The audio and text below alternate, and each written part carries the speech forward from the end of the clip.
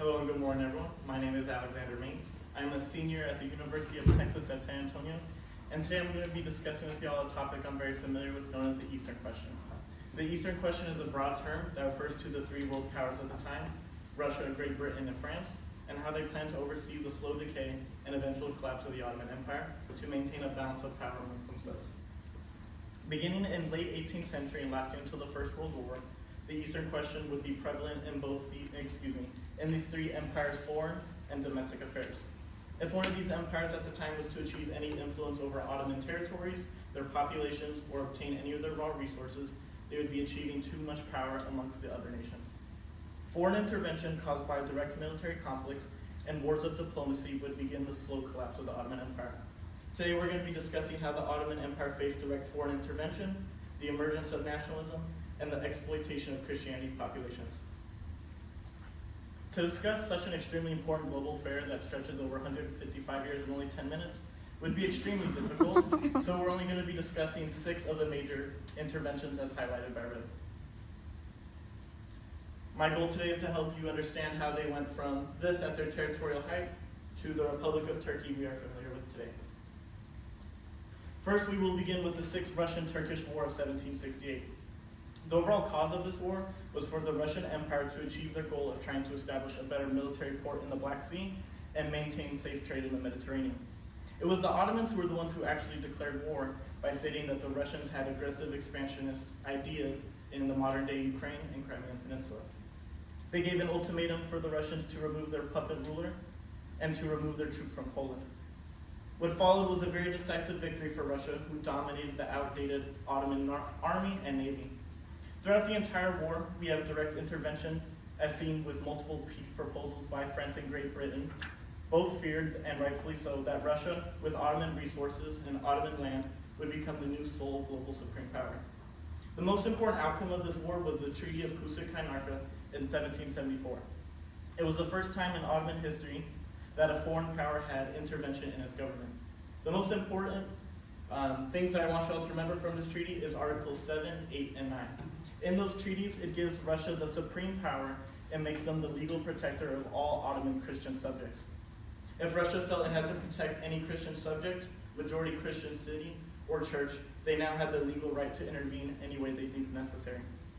This treaty and Ottoman failure also began to alarm and bring attention to the weak Ottoman Empire in the global sphere due to such a one-sided victory and the fact that Russia was now a legal protector of a huge amount of its subjects. Next, we will move forward only 24 years to the French invasion of Egypt. France invaded Egypt because they had just lost one of its most important colonies, New France, in the 7 Years' War in North America. The French now sought to expand its empire, maintain safe trade in the Mediterranean, and prevent British easy access to India.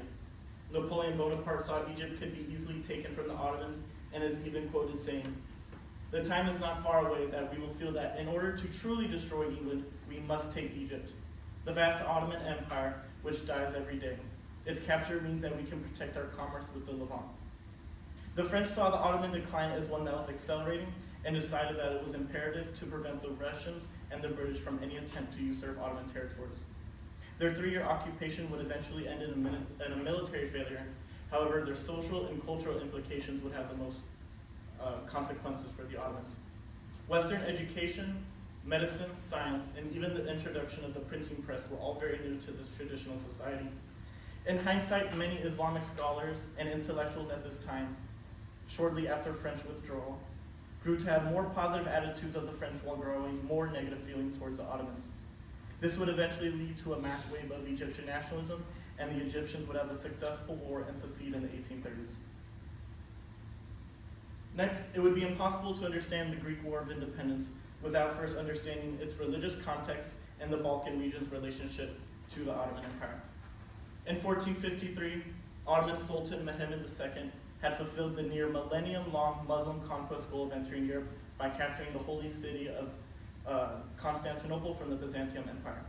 After Constantinople, now known as Istanbul, all other religions and citizens were technically inferior to Muslim Ottomans. They held most of the same rights, but they were still second class. Even though the Ottomans dominated the Balkan region, it never had the full support and loyalty from its Christian subjects. The Christian church served as a role of tradition, literature, and a separate identity, while the fall of Constantinople and the collapse of the Byzantine Empire was viewed as a tragedy and served as a binder to this community. These Orthodox Christians, Jews, and Roman Catholics were always in close communication and trade partners with the rest of Europe. These religious merchants who had close ties with Western Europe were slowly becoming more influenced by the progress of Western civilization. This would come to its highest apex with the Enlightenment period and the French Revolution having a tremendous impact on these people. The idea of breaking free from your oppressor, autonomy, and democracy spoke directly to the Christian people, which led to the Greek War of Independence in 1821.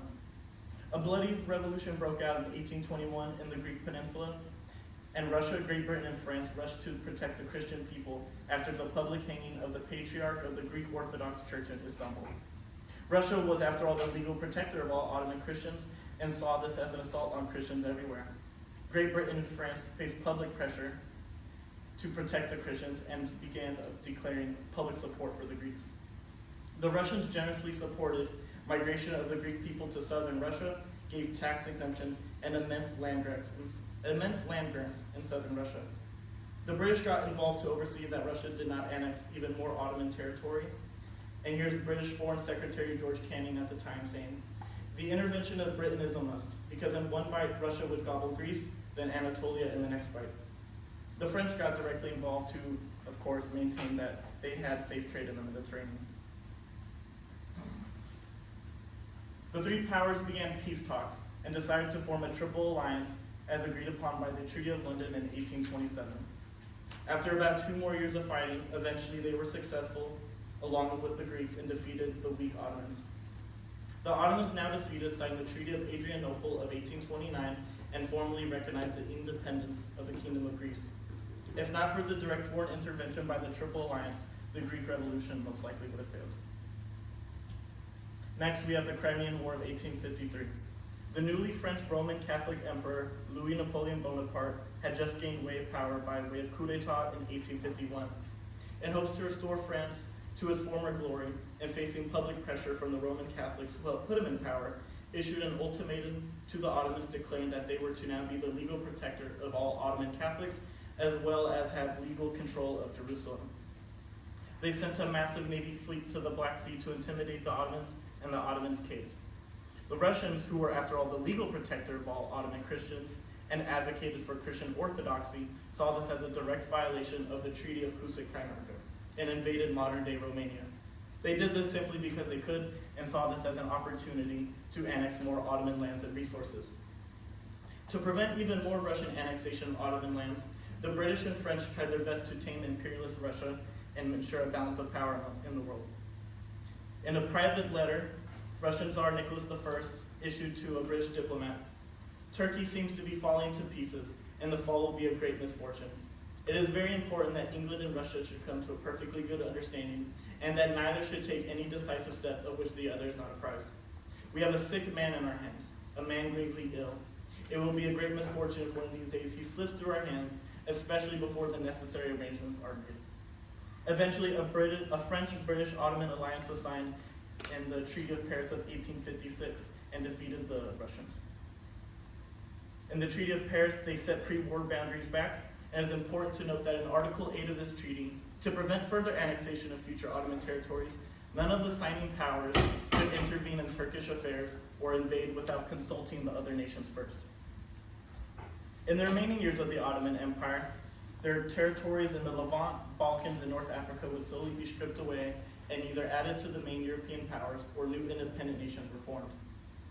After World War I, with the Russians, Germans, and Ottomans defeated by the Allied powers, the victorious Allied powers of Great Britain, France, and Italy occupied Istanbul and the remaining territory of the Ottoman empires. This occupation of imperialist powers looked to have brought an end to the Eastern question, with the redrawing of Turkey soon to be underway. That is, until the Turkish nationalist movement in 1919.